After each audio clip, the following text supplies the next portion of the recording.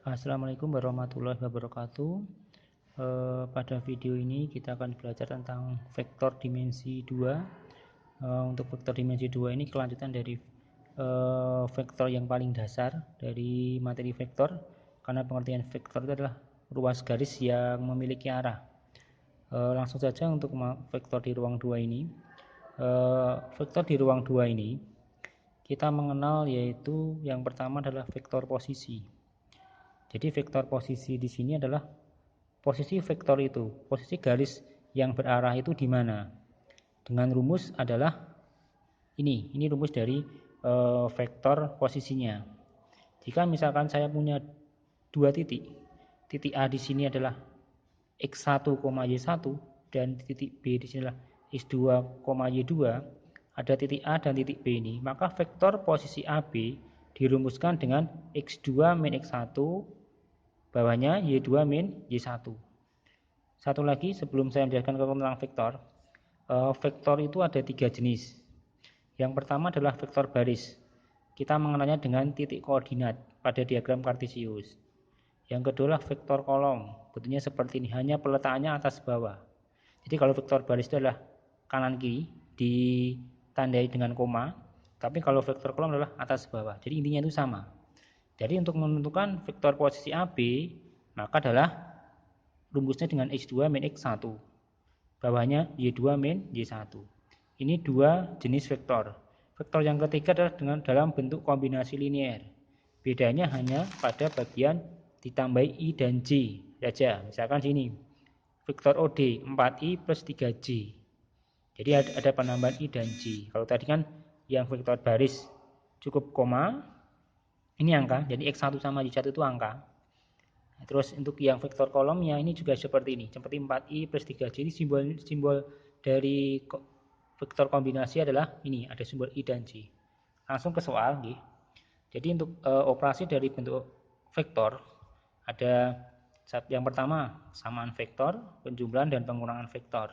Jadi kesamaan vektor itu artinya apa? Dua vektor dikatakan sama secara aljabar jika komponen yang bersesuaian itu sama. Misalkan ini vektor A ini dan vektor B-nya ini. X1 dan X2, ini kalau nilainya sama, dan Y1 dan Y2 itu nilainya sama, maka dikatakan vektor A dan vektor B itu adalah sama. Tetapi kalau salah satu berbeda, berarti tidak sama. Itu untuk yang kesamaan vektor. Untuk penjumlahan dan pengurangan vektor, vektor A, X1, Y1, vektor B, X2, Y2, vektor A ditambah vektor B cukup ditambahkan yang bagian atas dengan yang atas. Berapa hasilnya dicari, bawah dengan yang bawah. Kalau pengurangan pun juga sama. Kurangkan atas dengan atas, bawah dengan bawah. Contoh soal. Misalkan saya punya titik P 4,5 dan Q-nya 1,2. Carilah vektor yang diwakili oleh ruas garis berarah. Ini vektor posisi di sini. Kita akan mencari vektor arah QP dan PQ. Ini beda. QP dengan PQ itu beda. Kalau QP itu berarti pangkalnya Q, ujungnya P. Tapi kalau PQ, pangkalnya P, ujungnya adalah Q. Caranya adalah gini. Kalau kita mencari vektor posisi QP, itu rumusnya adalah belakang kurangi depan. Berarti P kurangi Q. Titik P-nya tadi apa? Titik P-nya ini.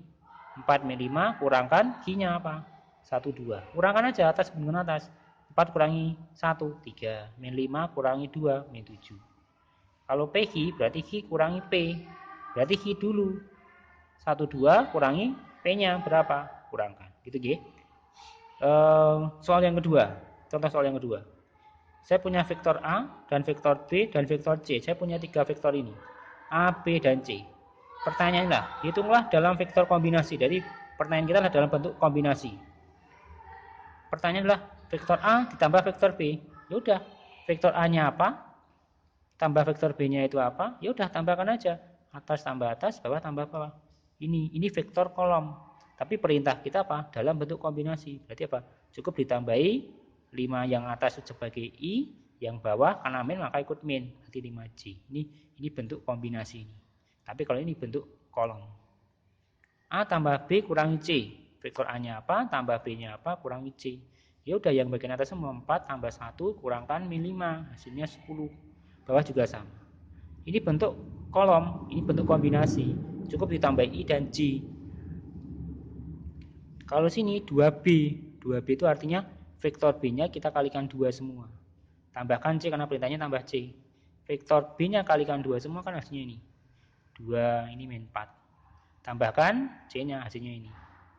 Nah, ini intinya juga sama. Seperti itu.